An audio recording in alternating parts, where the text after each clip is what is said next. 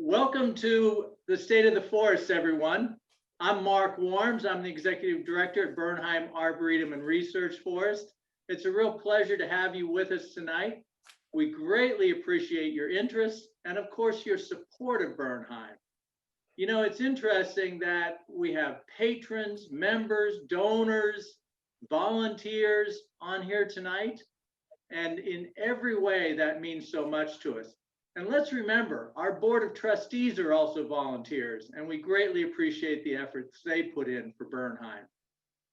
Bernheim is open and growing, and so we really want to keep that going in this time of change, time of social change, economic change, climate change, and of course, all during a pandemic. So tonight, we want to get you excited about Bernheim. We want to give you an update about construction projects, about art, research, education, horticulture, Kimberly Brown, and so much join the more. meeting. And so we're going to get started here in a moment, but it's also going to be fun to introduce two new directors who have joined our team this evening. And it's really great to have them aboard. We'll also give you an update on our legal challenges. From the two threats to Bernheim, the highway bypass study, and the LG&E proposed natural gas pipeline, which would cut across our wildlife corridor and break our conservation easement. This Zoom will end at 7 o'clock. Now, you can ask questions in the chat room as we go, but we're going to save some time at the end to bring our managers on live so that you have a chance to ask some questions as well. We have about 40 minutes of presentations, and then we'll bring on, take your questions both from the chat and live. Sit back and enjoy. We want to start this with a few words from our president of the last 2 years, Ann Price Davis. And we want to thank you as well for the time, effort, and support you've shown to Bernheim. Ann, take it away.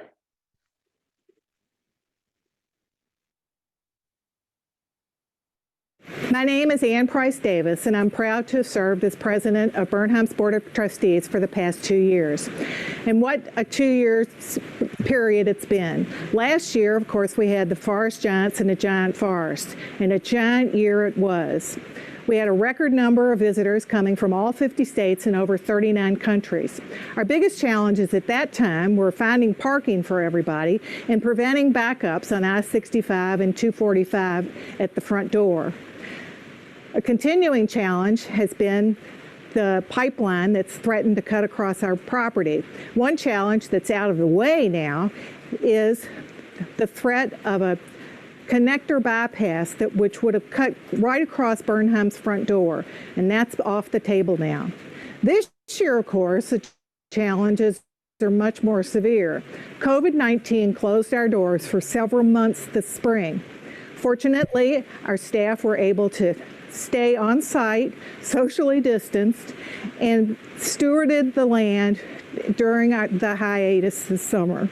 We were able to reopen safely midsummer, and now I'm happy to say that attendance is back up. So enjoy this evening's presentation of the State of the Forest. Thanks very much.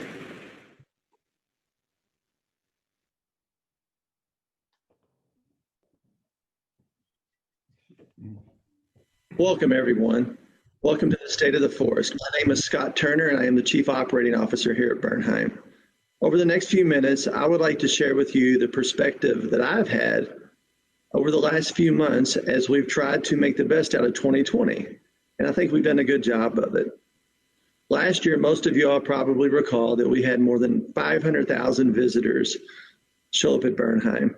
30 nations were represented, 50 states. That's a significant accomplishment for Bernheim. So this year we were expecting the same. So normally what happens at the beginning of every year is that we put together a budget, we put together a plan, and we work that plan. And we make it happen with a few adjustments, and then we get through the end of the year, and it's been a successful year. So we started off that way this year. What could go wrong? Last year was a tremendous year. March started off so nice. First week of March, we had attendance just like we did last year. 3 weeks later, we were at the very beginning of really understanding what a pandemic was all about. So we had to change course, but we did it and we came out strong. And I want to share with you how we tackled that. So in the beginning, we recognized that safety for family, for the public, for everyone involved at Bernheim was the number one priority. We weren't as focused as we used to be on how many events we could pull off or how many people could actually come visit the forest. We just wanted everyone to be safe. So along with those guidelines, we also recognized that if we were going to close, we had a tremendous responsibility to our actual first mission here at Bernheim. And that's the team that helps make Bernheim happen. So we have a large staff of about 60 individuals that actually help people connect with nature. So we made a commitment early on that we would keep everyone on board and move forward and make the best out of what we had. So we did. Little did we know that it would be 101 days later that we would reopen. So what did we do while the gates were closed? Well, we had a lot of work to do. So we took care of horticulture maintenance. The grass still had to be kept. We still had to do maintenance on buildings. And it actually gave us the time to take a deep breath and take care of some of the things that maybe we hadn't gotten to in the past. So we continued to move forward. We hired new staff. We hired a new director of education. We hired a new director for horticulture, the first director for horticulture that we've had at Bernheim in 8 years. So we were moving forward. We also had a large project that's called an emergency spillway that's on Lake Nevin. Most of you all probably recognize the pile of dirt that was there last fall. Now it's gone, has grass, and it's finished. If you have a chance to walk Lake Nevin, please do. You'll recognize that where the new spillway has been placed, we also have a new sidewalk. We tried to improve upon the path that was existing, and we've planted native plants in the spillway. So hopefully next year you'll start to see some color in the field that used to be only grass. So another project that we worked on was the Canopy tree walk. It's one of the greatest assets at Bernheim, but we tried to improve upon it. So if you recall, it used to be a stone walkway. It's no longer that. It's actually a nice sidewalk that has exposed aggregate. We've got some additional benches that we've laid on to the path. And it makes for a smoother transition for those in wheelchairs as well as those with strollers. So we tried to improve and move forward. And the only way we could do that is with the support of the donors. There is no way we would be able to move forward during a pandemic when most of the world is just trying to stay in place or actually reeling backward because of the challenges that are in place. But you have had our back for many, many years. And you've shown up this year, and we're stronger than ever. And now that we're open, it's October, the leaves are turning, and we are going to play host to more than 50,000 people this month in a safe way, because now we're a little bit better off than we were 7 months ago because we understand what we're dealing with, but we also have a renewed sense of we're the Bernheim family, we're a team, and we're in it together. So I just want to say thank you for all that you've done to support us as we've gotten through the year, but also in the past, and associated with what we're going to do in terms of the future, because a lot of great things are in store for Bernheim, and it could not be done without your support and your help. Thank you.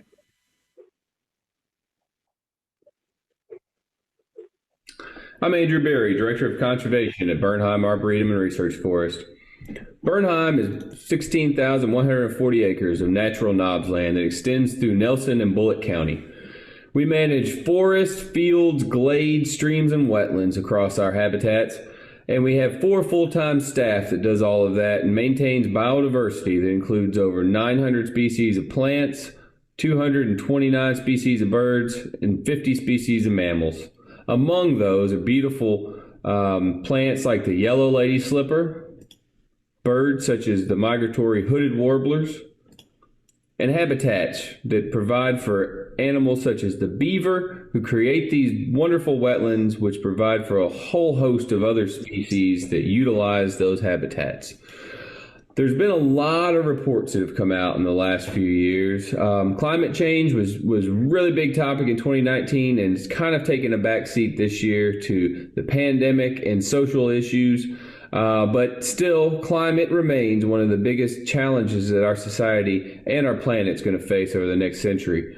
Reports like this World Wildlife Fund Living Planet Report 2020 and the UN Water and Climate Change Report and Prepare Louisville demonstrate the challenges we're going to face both locally and globally. Bernheim is doing their part to play an active role in mitigating climate change, in mitigating species loss, and in making the world a better and more livable place for our communities over the next century. Water itself has been pointed out as being one of those key resources that's going to face a lot of challenges over the coming decades, both quality and quantity, and its usage for wildlife and for our communities is going to be challenged. Bernheim does what we can. We have protected over 93 miles of streams, 73 water bodies. We're growing all the time. We're adding more acreage of water. We're trying to set up more stream restoration projects, trying to set up more wetland creation projects that are going to benefit, not only the wildlife and plants within Bernheim, but are going to flow out of our boundaries and impact the communities that are downstream. Forests are also one of these imperiled habitat types, and protecting and restoring natural forests is one of the greatest solutions to climate change that has been documented in these reports. Bernheim has been managing our 16,000 acres of forest sustainably. We manage it for native vegetation, we manage it for old growth conditions, and we provide a whole host of habitats within the forest that allow for the diversity of wildlife that we have today. Prairies are another one of these habitats that gets a lot of attention by our staff. We've got almost 300 acres of open habitat in prairie. We've added 40 acres this year just in what we've restored and some of our old hayfields acquired on our new acquisitions, but also some of these edges and lawns and roadsides that we've just used to mow, and now we're just letting them grow up and we're letting them succeed into old field conditions. This is great for pollinators, it's great for grassland birds and some of these other species that have been declining. So next time you're out in the big prairie and you take a walk to see the giants, take a look around, see what you think, and notice what some of those different wildflowers and plants are growing in the prairie that you don't see often in your own neighborhood. So the Birds of Bernheim has been a project that Bernheim has been working on for a number of years now, as you can see from this booklet by Burt Monroe Sr. In recent years, it has focused heavily on tracking of golden eagles and also working to install the MODIS sensor stations, which allow us to track and detect songbirds both within Bernheim research projects, but also from research projects throughout Eastern North America. Songbirds are one of these groups that have been declining rapidly over the past 5 decades. Opportunities like this for people to interact and learn about birds are imperative, because these kinds of experiences provide people with knowledge and also incentive to do what they can to protect wildlife habitat and to protect places like Bernheim, so that these experiences are possible for generations to come. So here we are with one of our partners from Cellular Tracking Technology, installing the MODIS station on top of our fire tower. We've already had some interesting detections from there. We've had tree swallows from Montezuma National Wildlife Refuge fly over and become detected. We also had a purple martin in September that was detected that came from a research project in Delaware. So birds are moving all around. Birds are flying through Bernheim all the time, and this MODIS project is going to let us detect them and learn a little bit more about what this intricate web of migrations and habitat use really is. The Golden Eagle research is now in its 10th year of monitoring. For the past 5, we've been tracking golden eagles, and that includes Harper, and as of 2019, his mate Athena. We were able to confirm positively in 2020 that Harper and Athena did spend the 2019 breeding season together.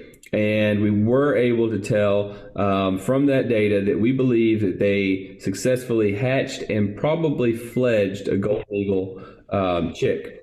And that's pretty incredible. We can see how these two eagles use the nest cooperatively, how they defend their territory, and then we can also see how they migrate back to Bernheim in the fall, which they're probably on the wing right now.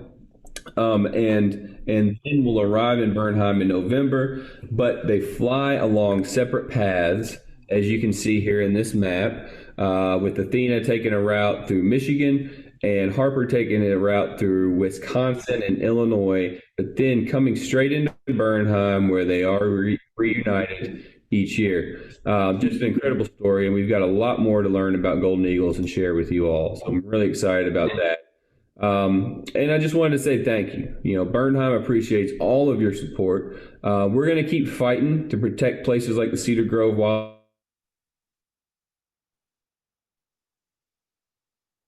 Thank you, Andrew. Appreciate that report. We're going to bring Andrew back in just a few moments.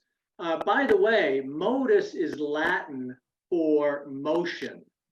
And our modus, Bernheim's modus, Studying Birds of Bernheim and the World, received initial funding from friends and colleagues of Judge Boyce Martin Jr.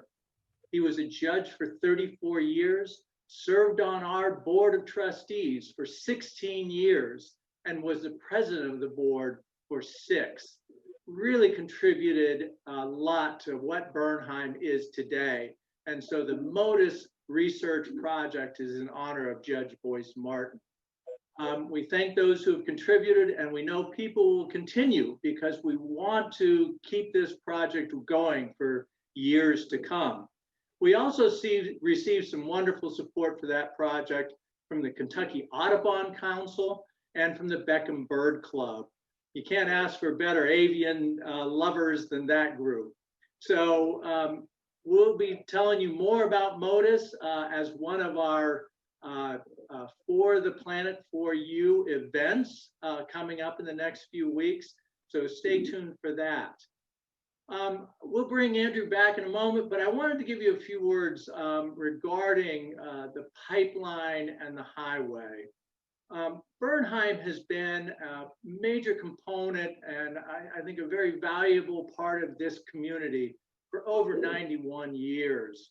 We're a driver of ecotourism. We're a resource for recreation, beauty, and tranquility. And of course, we're providing clean air, clean water, biodiversity for everyone in the region. We protect our land, water, biodiversity, and all the rest largely through conservation easements. And conservation easements are meant to protect land forever. And that is Bernheim's commitment. In the last couple years, we've had 2 external threats: the connector highway study and this proposed pipeline for natural gas by LG&E. As Ann Price Davis stated, the highway study, which has just been published, mostly came out favorably towards Bernheim.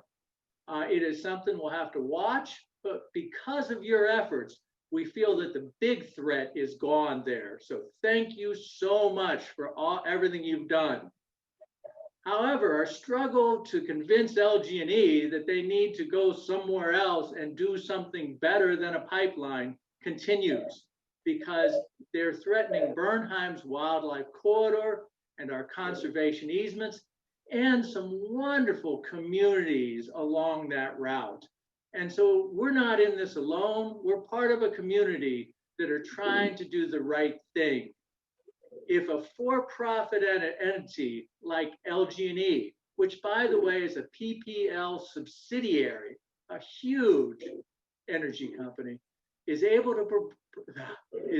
to break a state-protected conservation easement. That will mean that all easements in the Commonwealth and beyond are weakened. There are at least 3 different legal actions being addressed right now. Andrew will tell us more about that in just a moment. But for more information, join me on a For the Planet For You Zoom on December 17th. And you'll be hearing more about these special presentations by Cadel Walker at the end of this program. I'll address these threats in more detail. Bernheim believes in sustainable development, and we believe that the economy benefits when it is looked at sustainably and regeneratively. Bernheim is doing its job, protecting land, water, air, wildlife, beauty, and modeling a sustainable future. LG&E needs to look at Plan B if they have one. And they need to deliver sustainable energy to their customers. Through a little digital magic, let's bring Andrew Berry back. Andrew, what's the update and what's your opinion of these proposed pipeline struggles? You know, Bernheim appreciates all of your support. We're going to keep fighting to protect places like the Cedar Grove Wildlife Corridor. We're going to keep fighting to block pipelines and other projects that would damage or destroy Bernheim's natural features. We're going to keep working to promote outreach and to get out in the communities. And we're going to do our part to play a role in mitigating the climate crisis that we're seeing in the greater Louisville area over the next century. So thank you. Thank you. We appreciate your support, and we hope to see you in our natural areas. Thank you. Bye.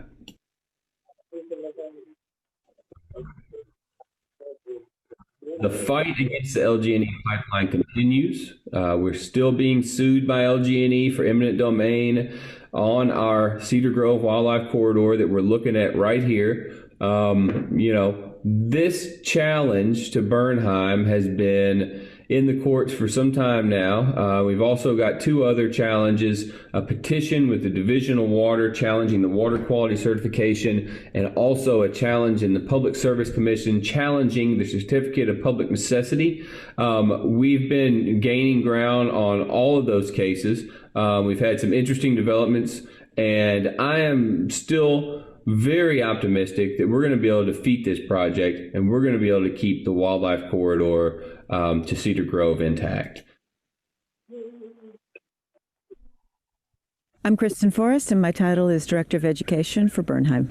I grew up on the Indiana side of the Ohio River. We lived right on the banks of the river, so my childhood was very much a deep connection to the river and the whole ecosystem around that. I started gardening when I was very small, and I still am a really passionate hands-on gardener to this day. I love being outside. I'm crazy about hiking, mountain climbing. I've run about 42 half marathons, something I'm really proud of. So I just love being outdoors. I actually started my career as a reporter for the Courier-Journal, and I used to cover Bullitt County. And then I left for the Peace Corps. I moved to Hungary, and I ended up staying there for quite a long time. I got my graduate degree in landscape architecture there. I had my own firm, which I ran for 15 years. I did gardens for special needs populations like homeless shelters and autistic institutes. I worked with a lot of urban gardens. I did my dissertation on the role of community gardens in urban revitalization, and I've been teaching in Europe at 2 different faculties in Germany and Hungary for the last 15 years. I'm still affiliated with the German university, and I'm very interested in how green spaces can be places of democracy, places that welcome everybody, and places that provide a sense of peace and health and well-being to everyone equally. I've been fortunate enough to get to publish a lot of books. The last one was called Community Built, Art, Construction, Preservation, and Place. It was published a couple of years ago. And I Spent the last 4 years in Portland, being head of education for Portland Japanese Garden, during which we won the award for program excellence from the American Public Gardens Association, very same award that Bernheim has won. I'm so happy to be here. I'm so grateful to the incredibly supportive leadership here, to the board, to everyone. I have a wonderful team. I feel like I'm joining a very long tradition of excellence. So I'm really looking forward to collaborating with horticulture, with natural areas, with art, outreach, all of our great departments to build on programs that truly reach everyone, that truly help people build that intimate personal connection with nature, and also just spreading the message that Bernheim is truly the place for everyone, where everyone can find their place in nature. So I'm really looking forward to the programs that we already have in the mix for next year, like Camp Bernheim and Junior Naturalists, which I think are really going to be impactful and help us reach a lot of new audiences. We're also building on a new relationship with Youth Build, bringing in these wonderful youth ages 18 to 22 who are looking at horticultural careers, helping them find their place here and finding our own workplace more enriched by their presence. So I think we have a lot of very impactful things that we're going to be doing in the next couple of years, and we're building on a lot of old programs and developing very exciting new ones. I think we have a history of excellence here when it comes to cultivating the next generation of environmental stewards, and I'm honored and pleased to be a part of continuing that tradition. Well, thank you for tuning in to the State of the Forest. My name is Claude Stevens. I'm the facilitator of outreach and regenerative design at Bernheim, but I'm also the director of the Children at Play Network. We've been working for over 10 years regionally, and actually even beyond the region, to develop this sense that play is valuable. And the reason that we're doing it at Bernheim is because of our mission of connecting people with nature. And so we believe that when children play outdoors and have a great time in the outdoors, that's actually the first step in building the next generation of environmental stewards. So 10 years of work have led us to this point where we're building this amazing 10-acre playground at Bernheim, which is more than a playground, it's a laboratory. So we're learning about nature play. We're exploring kind of the fringes of what people have done in our region. We're actually partnering with other people in our region, and you'll hear from some of them at the end of this. So what this is a playground in 3 zones, and it stretches from the visitor center. And the first zone is in this little island that many of us here at Bernheim just kind of drove around, and it was a toss-off little piece of landscape because Bernheim is so large. But we put a very amazing nature playground in that, and we're in the construction phase right now. That'll be followed by a landscape phase. And then beyond that, over in the Pines area, which is a very park-like area, will be a second zone. And then beyond that, in a wooded area that goes up the hillside, it's an amazingly beautiful piece of forest, will be the third zone. So all of those zones are very different, and that allows us to explore different types of play. Over the past year, we've been working with 3 researchers from the College of Education and Human Development School of Early Learning at the University of Louisville, and they have been working with us to kind of understand why Bernheim is on this journey around play, the background that brought us to the decisions that led to this playground we're calling Playcosystem, and then how we will use this to do research. In fact, they will be doing a lot of the research. So then that research helps support the next steps that we'll take, both here at Bernheim, but also in the larger community. So what are we doing in the larger community? We are working with early learning environments. We are going to early learning preschools and institutions that are working with very young children, and we're helping them think about their play environments. We're helping train them. The Children at Play Network is licensed through the state of Kentucky to provide ongoing teacher training that gives them credit. Each early learning specialist in the state has to have continuing education. We're doing that. We're working with parks. We have worked with some of the parks in Louisville. We've worked with parks in Lexington to help them kind of think about the play environments so that we can step away from these play environments that are kind of material technology intensive. So lots of plastics, lots of bright yellows and reds and greens and blues, the structures that you see everywhere. Just like we want diversity in the natural environment with different kinds of ecosystems, we would like diversity in play environments for children because that's valuable for their human development. So how do we know that's valuable for human development? There's a lot of research that's being put into play and how valuable it is for social learning, emotional learning, cognitive learning, and then also physical development as children. So all of those intelligences are addressed really by playgrounds that are nature. So nature really makes the best playgrounds. So here at Bernheim and Playcosystem, we're working with nature to pull all of those different aspects together to create an environment. But it's also an environment that we hope will hold families here for a period of time so that they will start to develop relationships with Bernheim that can last a lifetime. That happened to me. I remember rolling down the hill over at the Education Center when I was 5 and 6, and I'm still here playing. So this playground includes sand play behind me over here and this big gravel pit that I'm standing in. There's a huge arbor built out of steel. We're going to bend trees into the arbor, and Renee Frith, our new horticulture director, is working with us on that, as well as the whole horticultural team. Eventually, when those sycamore trees grow up, they'll create a big shaded dome that children can play in.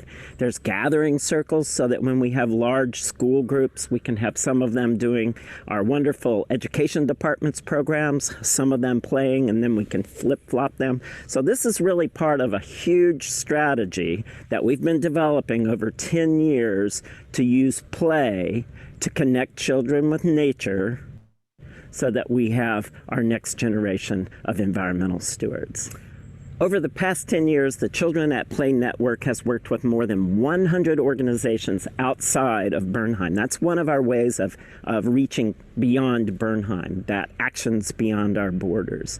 I would like you to hear from some of them now about how this initiative has connected to them, both through research and through their work in play.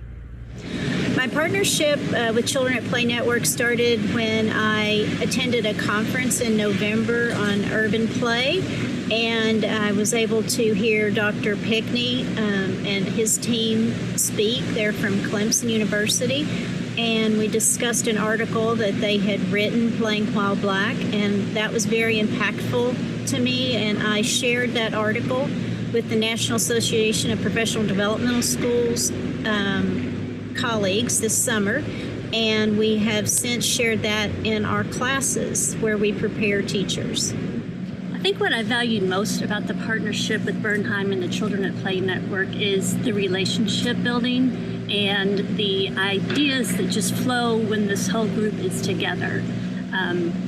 Like Dr. Brown, I attended the Seeds of Urban Play conference last November, and it really brought a whole new perspective of access to nature-based play to me as far as just demographics of individuals. So I'm eager to pursue that vein of research with the folks at Bernheim, and I want to learn more about how they've reached out to minority populations in the area to increase children's access to nature.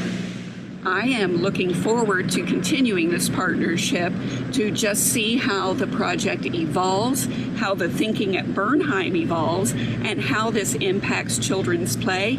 I'm also interested in looking at how teachers react to teaching in a natural environment. Certainly, in light of our COVID environment, teachers are having to stretch their wings in so many different directions, and this provides a truly unique opportunity to really understand how to reach children in different ways. Hi, I'm Renee Frith, Director of Horticulture and Sustainable Landscapes.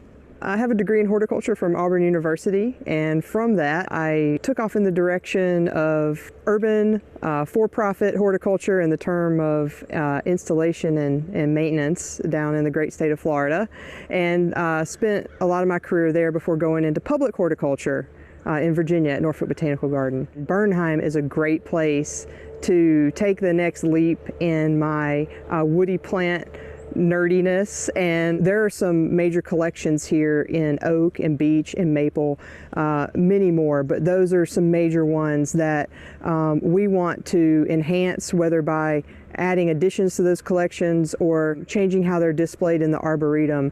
And one thing we want to do is increase the efficiency of our plant records. We want to go from a antiquated systems to a much more robust database. And so with that database, we'll be able to review, make science-based recommendations on how these collections are going to change for all of our visitors over time. Some other things that I would like to put into motion here is a strengthening of horticulture and education collaboration. Our hope is to collaborate with the education department to engage our visitors to envision sustainable practices, not only in the natural environment, but takeaways that they can implement into their daily life. Also at Bernheim, it's not just about the Arboretum borders. It's really about engaging with the community and getting out into the urban setting that surrounds this wonderful Arboretum.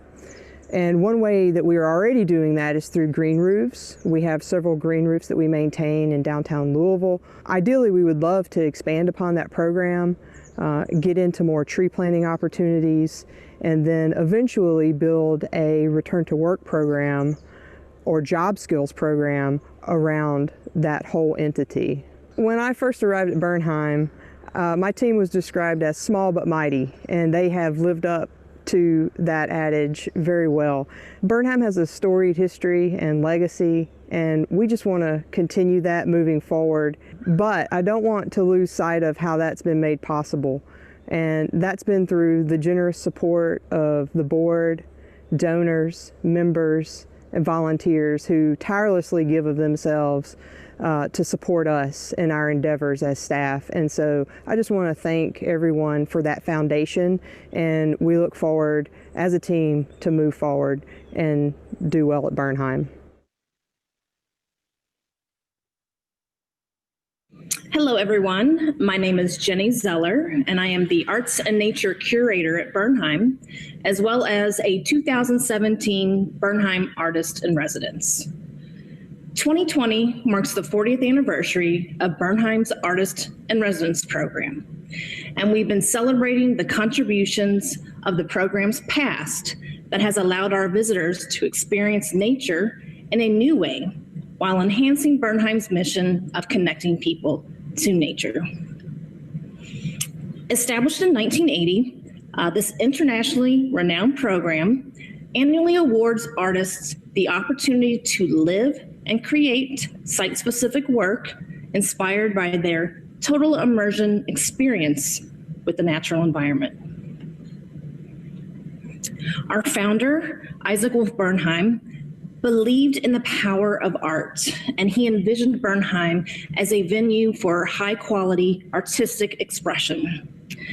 This vision of arts truly having a place in the natural environment was conceived after Paul Fields won the winning proposal for creating a sculpture of great significance for the Sun and Shade Trail.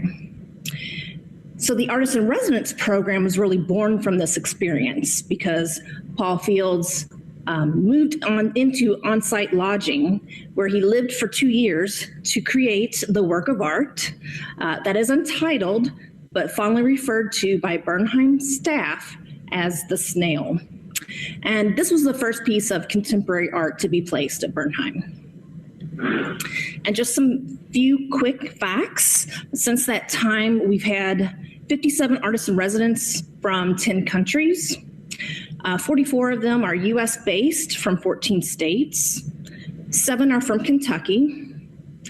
3 have actually come back to Bernheim for 2 separate residencies, and 1 artist even moved to Louisville after their residency experience. So in exchange for a stipend and housing and staff support, we ask for a work of art to be gifted back. And these are pieces that grace our grounds or hang inside our facilities and engage our visitors in new ways. So you can see I've compiled a little slideshow of work that's been created from the past 40 years. And this program really started through a decade of photography, which was prior to the digitalization of the photographic medium. And then it was followed by a multitude of painters and printmakers, as well as interdisciplinary and installation artists. In 1998, we opened the program to international artists. And, recent years have highlighted more contemporary expressions of nature through science, sense, experimental media, and digital mediums. So the program really fosters creative risk-taking and encourages residents to further investigate, experiment, and explore new avenues in their work. And, at the same time, artists are exposed to horticulture, research, and studies that are taking place at Bernheim. And this really encourages and directs some of the work that is inspired by their experience. You can see we've had the common people who made a whole Minecraft experience, as well as sculptures that you'll recognize from today that are still on the grounds.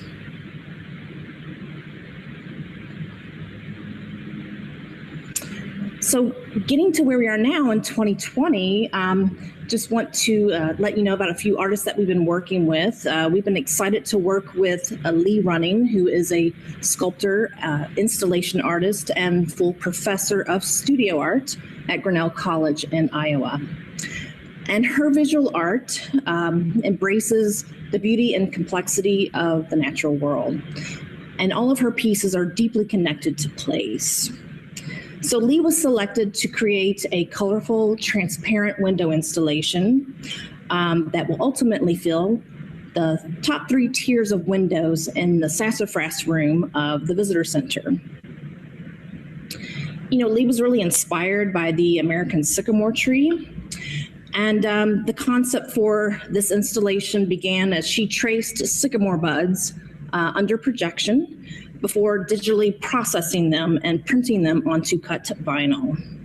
And I just have a few sneak previews of the work itself. I'd like to encourage you to come and see this in person. This is a work that is going to change literally by the moment, depending on what time of day it is and where the sun and light is coming from. So shadows from the vinyl hits the walls and the floors, both inside and outside the visitor center. And here you can see the exterior view of this installation and how different it looks from the inside. And it really kind of seamlessly blends with the landscape and feels like it's always been there in a way. So this installation is actually paired with a destination site-specific work that occupies the inside of a hollow sycamore tree on the Imlick Trail. That also seamlessly blends with the landscape, and it provides a really special reward to those who make the trek.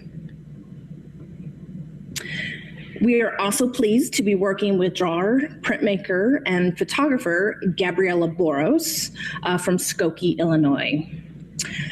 So in honor of the 40th anniversary and the Kentucky Women's Suffrage Centennial in 2020, Gabriella has created an exhibition entitled Phenomenal Bluegrass Botanicals. And this is an exhibition that celebrates the extraordinary achievements of Kentucky women through the invocation of native plants. So the images for this exhibition, they originate from an abundance of research that have been compiled into a series of sketches, transferred to and carved from wood blocks before being printed onto Japanese paper. We've then elevated the work by photographing them, digitally enhancing and enlarging onto fabric banners so we can view the work in the natural environment. And here's a beautiful picture of Gabriella with a banner of Amanda Bernheim, who is being honored through this exhibition. So all the banners will be suspended from trees throughout the Arboretum, and they will have a written explanation about that woman's life, the plant that she represents, and the relationship between the two. So Phenomenal's inclusive representation of women really provides an engaging learning experience that raises public awareness about feminism, race, and history in a really compelling way. And finally, Bernheim welcomed multimedia artist Lucy Azubike from Frankfort, Kentucky. You know, Lucy's trained as a sculptor, but she currently views nature as the sculptor, and she recognizes these shapes and forms in the natural world as whole and complete works of art. So Lucy's mission is to teach people how to find these joys in nature, and she also shares a lot of personal stories that are steeped in her proverb-rich Igbo culture.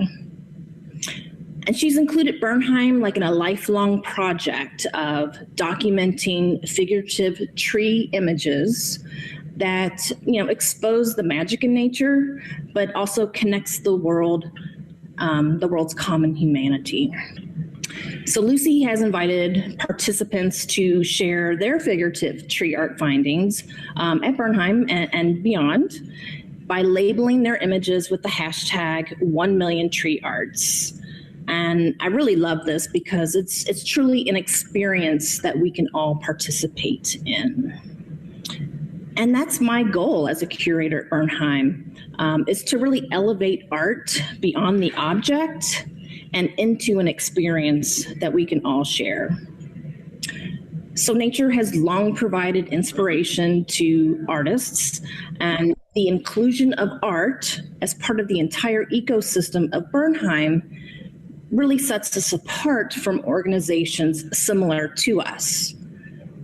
Art engages us in ways that are different from science and education and attaches our hearts to what we deem important. And the arts at Bernheim, you know, fulfill our mission of connecting people to nature and really promotes positive change for the earth. And so Bernheim's commitment to having art in the natural environment gives me hope for the future, for the planet, and for you. Thank you so much.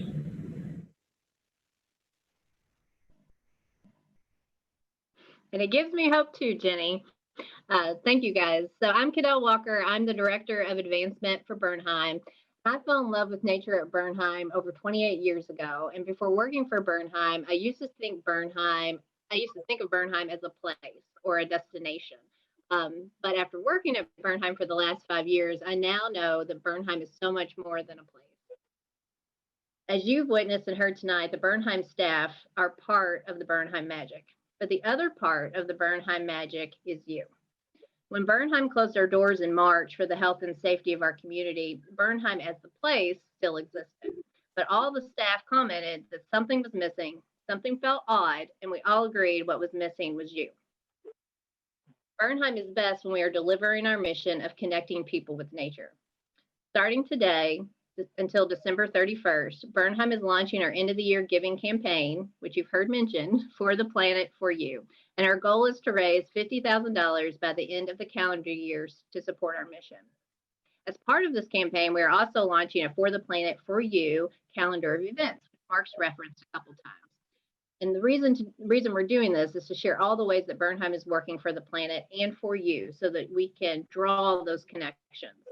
So details of the calendar of events is going to be located on our website, and it's bernheim.org For the Planet, For You. So if you go there, you'll be able to see the calendar of events that is listed, and we'll be doing these calendar of events until December 17th. I think Amy's pulling it up for me here.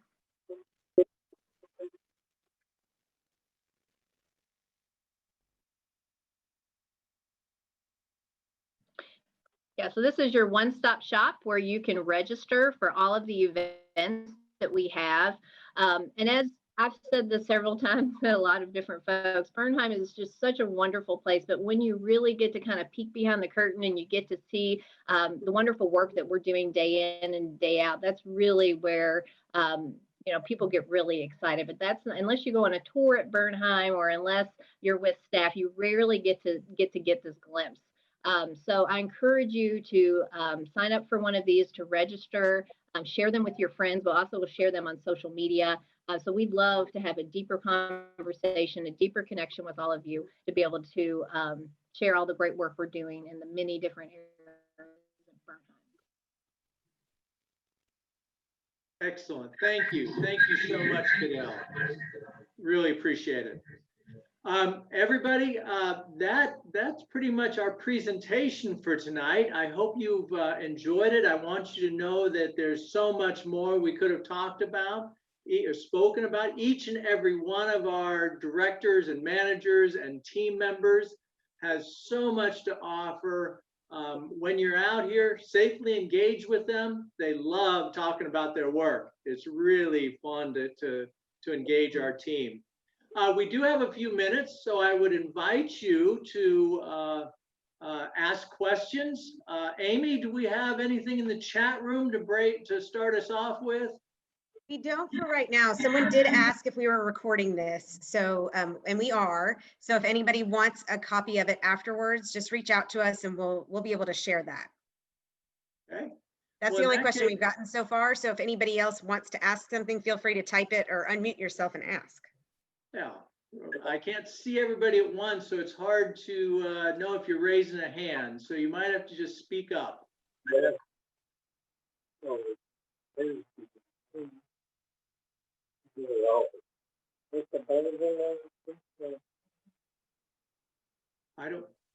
I can't hear that question. You want to repeat up close? No? Okay.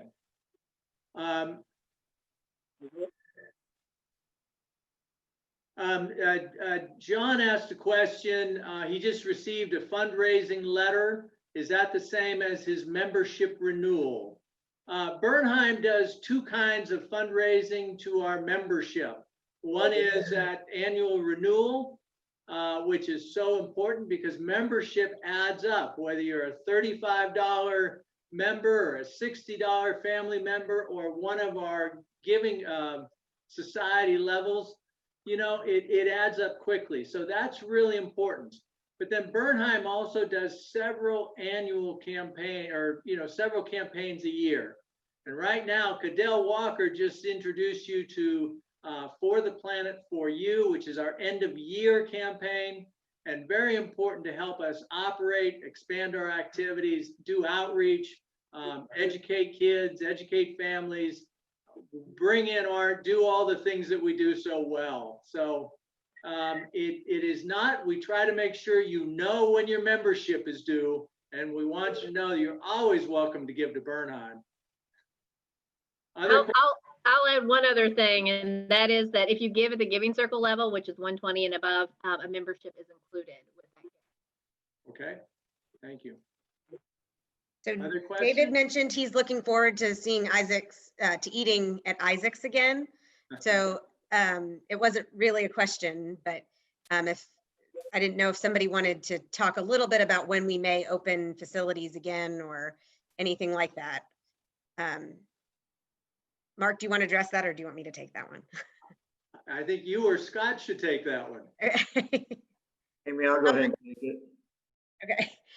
So at this point, we have no plans to reopen. We want to make sure that we are operating safely, and we will, as things change and progress, I think we'll make those decisions about buildings. Okay. Other questions, anyone? I have a question. Can you hear me? Yes. Oh, okay. Have you seen more wildlife since there hasn't been people there? Have you noticed the wildlife and birds, or there are more birds and more wildlife sightings with no people? Andrew, Evan, one of you want to answer that one? Yeah, I can answer that. For sure. When people were not in the Arboretum as much during, March through July, there was a lot more wildlife out, a lot more deer out in the open during the day. People were seeing coyotes down in the big prairie. Wildlife responded, and Bernheim's becoming more and more of a nature park. The Arboretum itself, which is, just phenomenal for the horticulture aspects, also has a lot of wildlife to offer, and, it just grows and grows every year. Now might be a good time. I was going to add an update, since the video that we recorded for the natural areas update, we've gotten some new information about the golden eagles. And, some of it just came in today, this afternoon. So some of you all know the golden eagles that we track, they have GPS trackers. And when they get near a cell tower, they'll check in and download all that data. And it was just a few days ago that Athena, the female eagle, checked in, and she now is in an area on Lake Superior at a place called Pecasqua, I'm probably saying that wrong, National Park. If any of y'all have heard of that, it's a granite exposed part of Lake Superior, really wild. And she'll be crossing into Michigan in the next days. And then we just this afternoon, Harper, the male golden eagle, checked in, and he's on the other side of Lake Superior, and he is in Minnesota, just south of Voyageurs National Park. So they're both heading towards Bernheim, and we expect they'll probably be back in November. So stay tuned for some updates on that. Fabulous, just fabulous, fabulous. We are just about at 7 o'clock. What I want to say is I want to thank you all for being supporters. But, if you want to hang on for another 15 or 20 minutes, anybody who has to sign off, we certainly understand. I hope you have a feel for the breadth and depth of Bernheim activities, both here and around the community. And again, of course, we want to thank you for your wonderful support, your advocacy, your patronage in all sorts of ways that helps us connect people with nature. And we can't do it without you. And we look forward to a new year coming, hopefully one where we begin to learn to live with and get away from COVID. And we hope that your time at Bernheim in nature can help you get that peace and tranquility and fresh air and exercise that we all so desire. So if you want to sign off, please feel free. Thank you for your attention. If you want to hang on, we'll take some more questions for another 15 or 20 minutes, have a chat, maybe a digital drink together, and just close out the evening informally. So thank you, everybody. Appreciate it. So Mark, we did get one question right at the very end. Okay. From Sarah Collings. This is another one for Andrew, I think. How did you develop the research associations? Did you reach out to them, or did they reach out to you?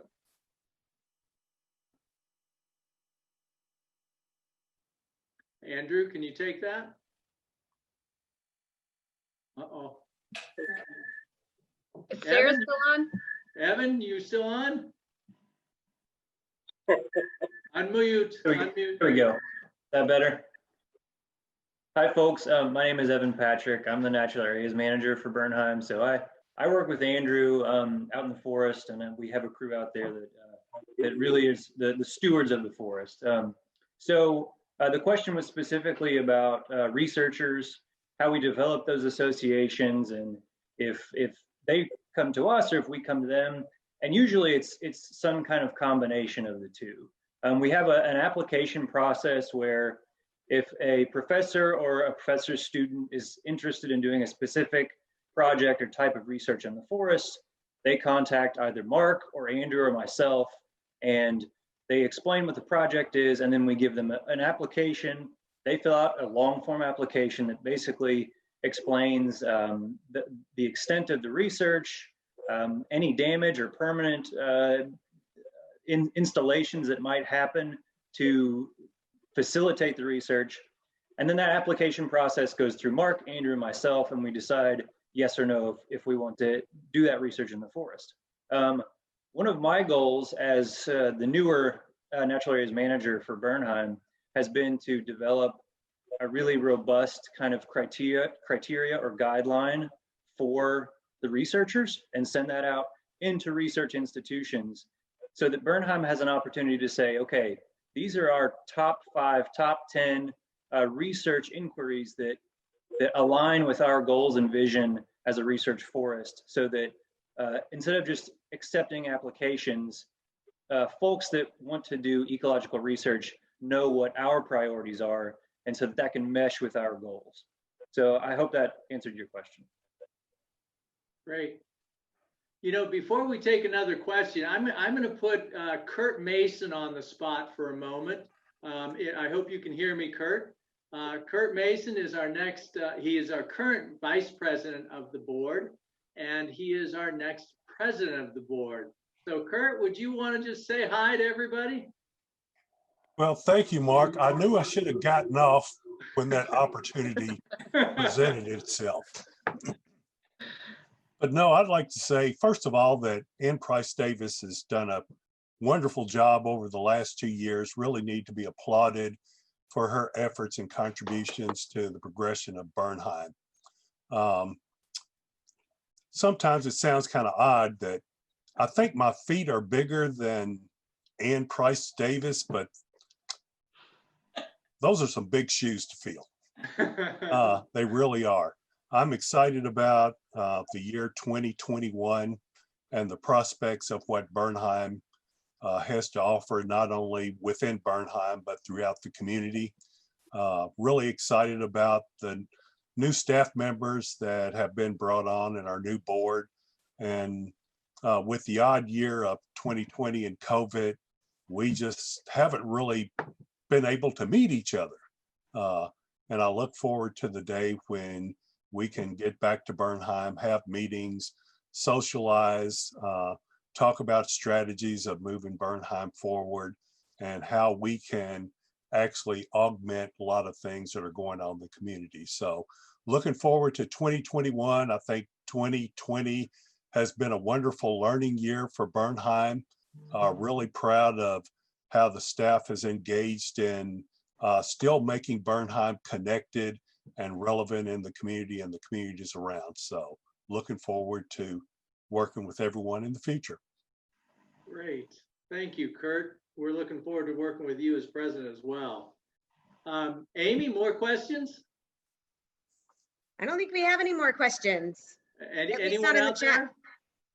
So rain is going to stop. Saturday is going to be beautiful. All right. All right.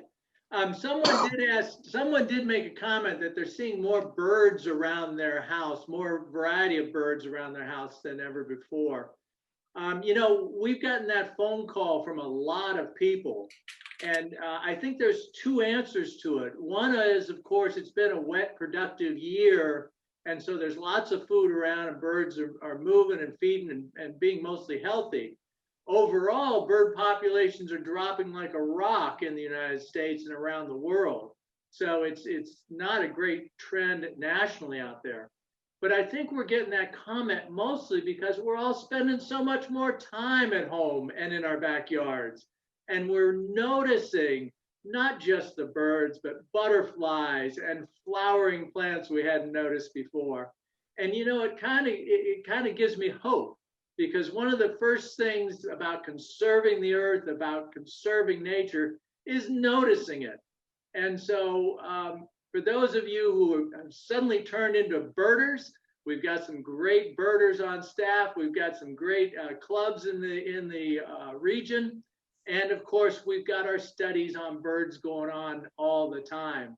So, you know, there's a lot of opportunities to continue to expand that avocation. Anyone else?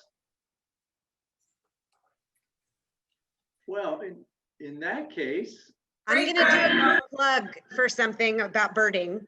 On our website, we have virtual discovery stations, and one of our wonderful volunteer naturalists, Jim Scout, has done a few of those virtual discovery stations about birding and the best ways to identify birds. So if you are finding yourself increasingly interested in birds, I highly recommend you check those out. Any last questions? Otherwise, I want to give the team at Bernheim a big round of applause, and I want to give you a round of applause for your attention, your support, and everything you do for Bernheim. Thank you very, very much. Everybody, please stay safe and healthy. Vote, vote, vote, and come out to Bernheim to enjoy nature. Thank you so much. Have a good evening.